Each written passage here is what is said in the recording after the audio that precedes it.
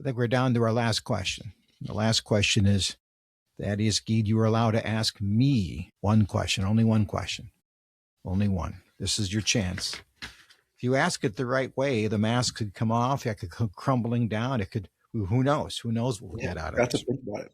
How about if you could go second relive a day or a memory, what would you go relive? Since I know you're still the young buck that you are, Jeff, though, you don't have a whole lot of, memories under your belt. So there's a marvelous play called Our Towns.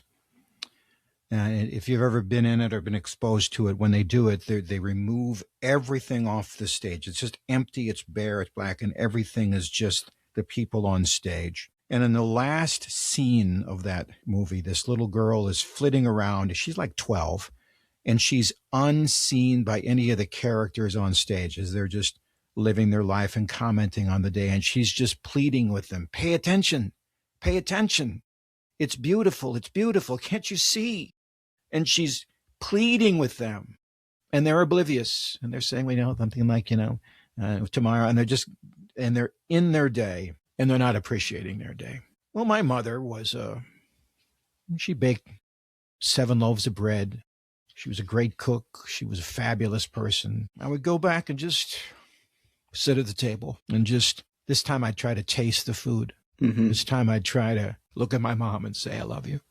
Mm-hmm. Catch her by surprise. Yeah. What are you saying that for? Oh, yeah, right.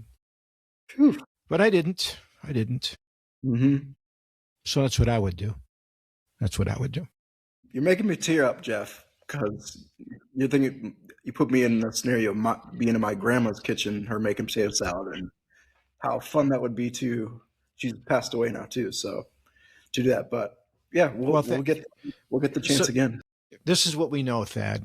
And I tell people this, and they don't like the second half of it, but it's absolutely true. If you're not laughing once a day, you're not paying attention. Mm-hmm. And if you're not crying at least once a day, you're not paying attention. Yep. Maybe once a week for me, for the cry set, Jeff. Well, they're tears of nostalgia. I'm not weeping. I'm not crying. But a tear of memory, a tear of appreciating beauty of God's creation. Be still that know and I am God, all of that stuff, right? Yep.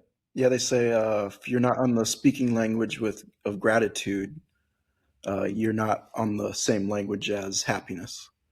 So gratitude and happiness have to coincide. Absolutely. So